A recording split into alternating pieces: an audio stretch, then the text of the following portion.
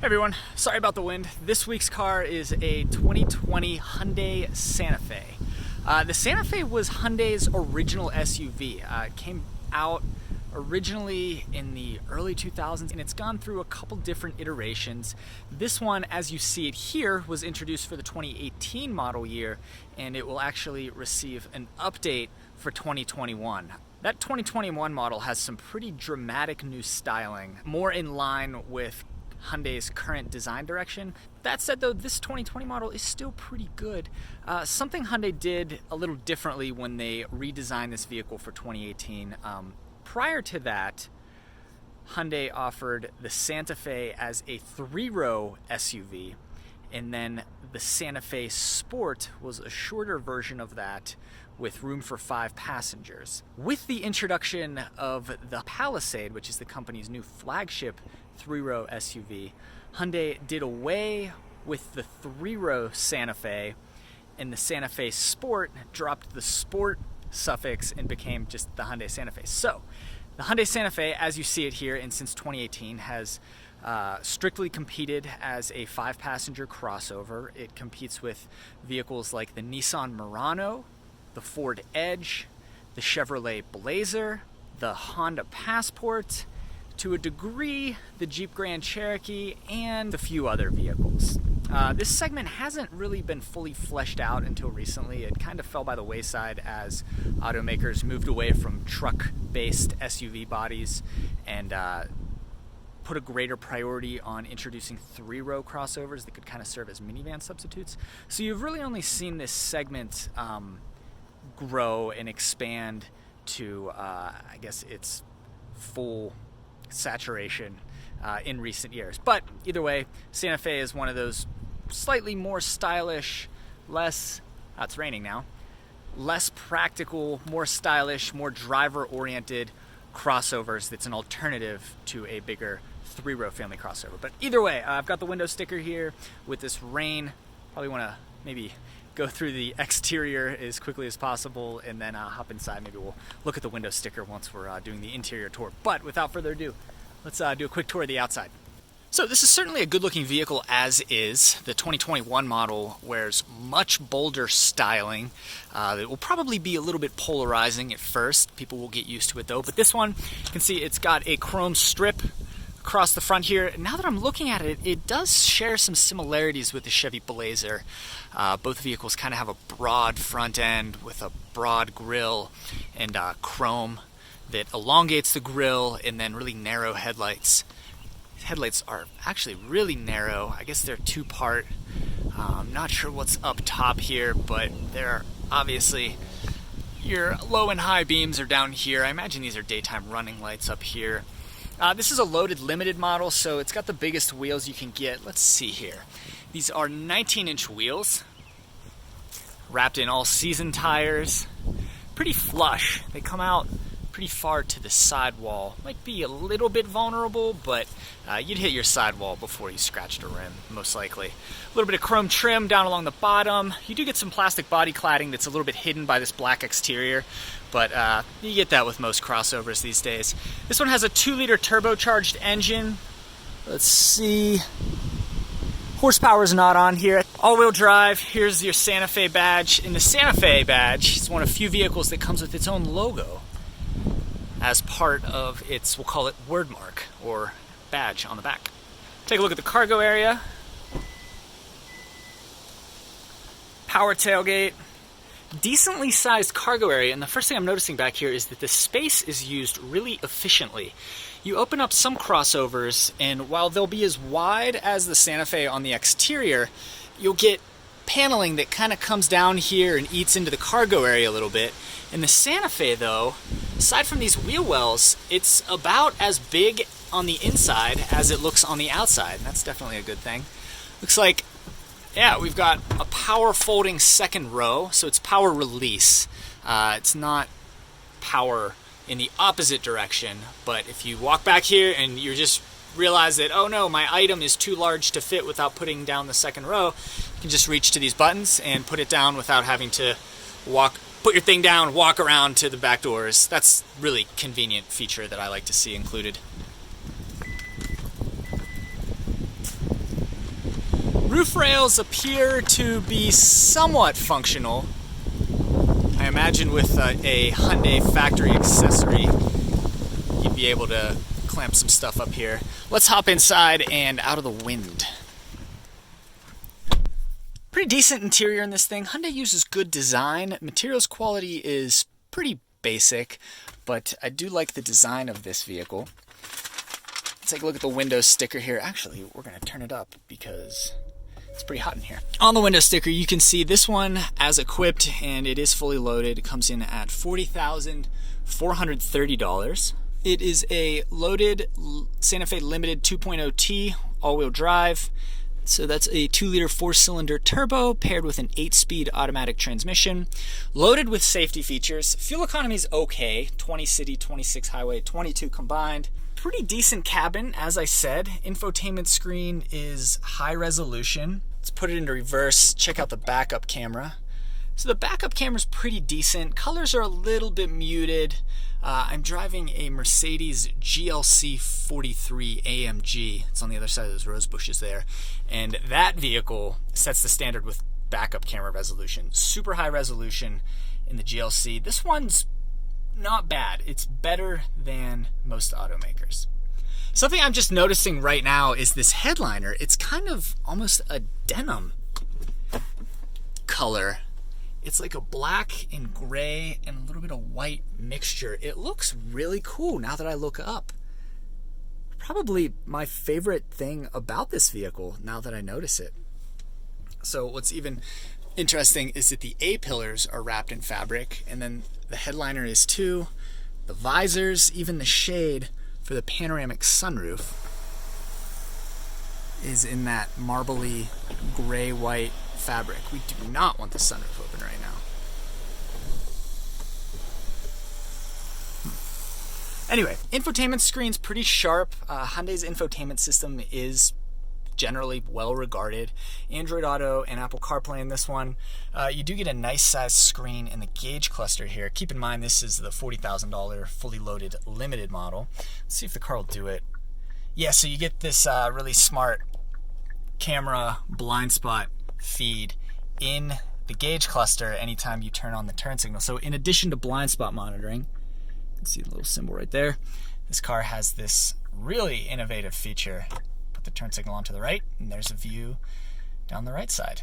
So I really like that feature. So many automakers have cameras in the side view mirrors, and they have screens in the gauge cluster. It's nice to see Hyundai leveraging both of those things for a really helpful feature. Decent steering wheel. This thing's pretty basic. It's nothing too crazy. The hazards button's kind of unique. It's the button itself is this translucent red triangle. Feels pretty good. Yeah, pretty nice button there. Sun visor, that's another nice one too. I tend to grade vehicles' hazard buttons and sunglass holder against my wife's 2014 Mazda 3, which happens to have, to this day, the nicest hazards button and sunglass holder that I've ever experienced. And Santa Fe's are pretty good. I think that about covers up front. Loads of active safety features in this thing. Pretty much everything you'd expect. Let's hop in the back, take a look back there.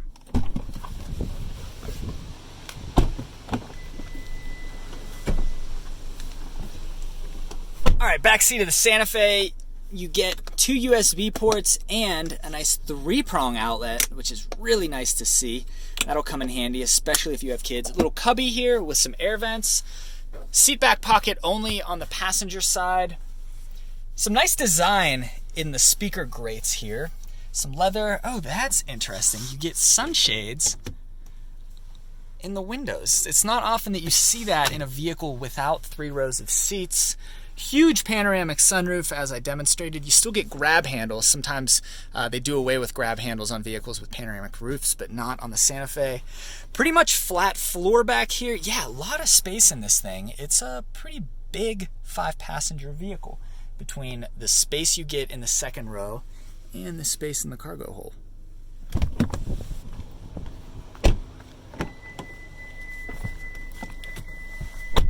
Okay, setting out for a drive in the Santa Fe. Starts up like a normal vehicle. Doors lock when you put it into drive. These are all common things. So I've put a few miles on this thing over the course of the week, and I don't think it's supposed to be particularly notable because it isn't particularly notable. Nice interior. It's got a smell to it. Every manufacturer has their own smells, and I've been at this long enough that I am very familiar with the smell of most modern Hyundais. You can see I've got my mountain bike in the back. It is a size large Santa Cruz Bronson, so it's a pretty big, heavy-duty mountain bike, and I'd fit back there really nicely. Obviously, both of the second row seats are down, but I just picked it up, put it in. Didn't take a whole lot of finagling. For reference, I did manage to fit my bike into a 2020 Toyota Corolla hatchback.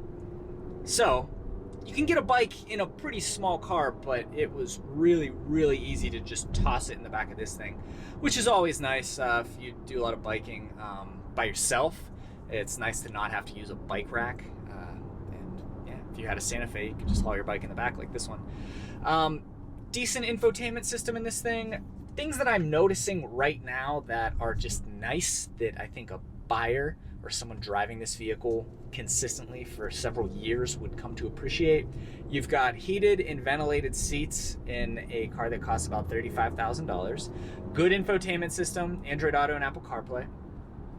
Love this headliner, like I mentioned. Yeah, it's a decent car. 2-liter turbocharged 4-cylinder engine.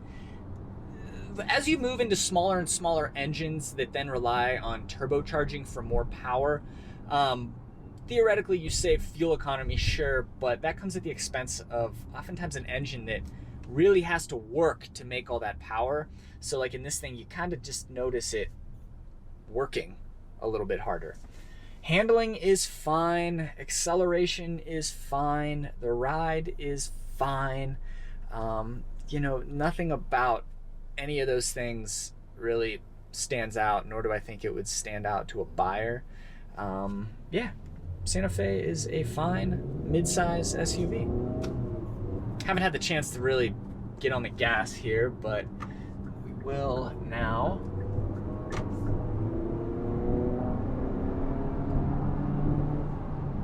Acceleration felt pretty linear there. I didn't notice a turbo kicking in and jolting you back in your seat, which is nice. You don't want a lot of turbo lag. You want that turbocharger to bring power on early on in the rev band, and yeah, that's what this one does. You can still hear that engine working. That's a very real thing. Wow, vintage Honda Prelude. So probably about done here, but I am pulling on to a highway on-ramp, and that'll give us an opportunity to test the acceleration and a little bit of the highway experience. Another nice feature that you'd only get with this vehicle, speaking of this segment, is this blind spot camera system, which is really cool. You get blind spot cameras in addition to blind spot monitoring. So it's a nice feature, and it's something unique to Hyundai at the moment. Yeah, unique to Hyundai.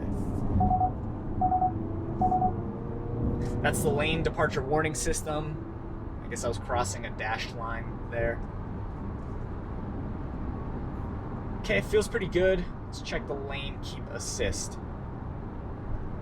Oh yeah, you can feel it on the steering wheel, kind of pulling you back into the middle of the lane. Yeah, she glides. Feels pretty good. Handling's fine. Going up Parley's Canyon from Salt Lake City to Park City right now. Lane departure warning. Lane departure warning can kind of go crazy in canyons sometimes because, at least I find myself sometimes clipping the corners of the outer limits of the lane just because it's a little bit straighter, less obnoxious and turny. But okay, one more hard acceleration here.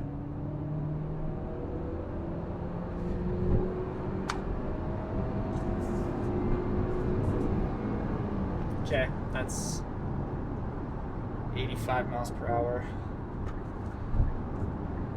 yeah, it's a pretty comforting ride. It's a comfortable car. Cabin's nice. Smells strongly of Hyundai.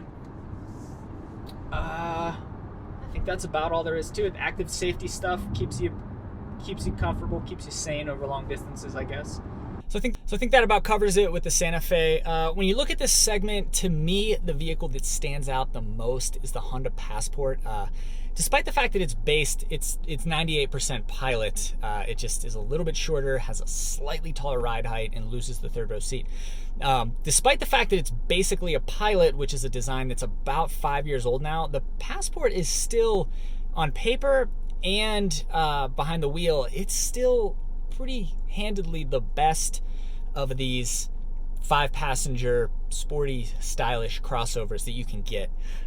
Santa Fe, though, is a good offering. Some of the other vehicles in this segment are much older. Nissan Murano, Ford Edge. They're both pretty dated designs by now. And I'm sure there are a few that I'm missing. But as far as this segment goes, Passport stands at the top. Santa Fe is middle of the pack, but it's towards the top of the middle of the pack. It's got good features, drives nicely.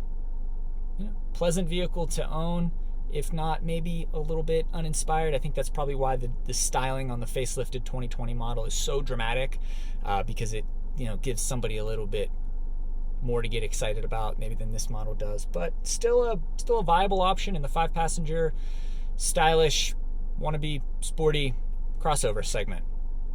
Thanks for watching.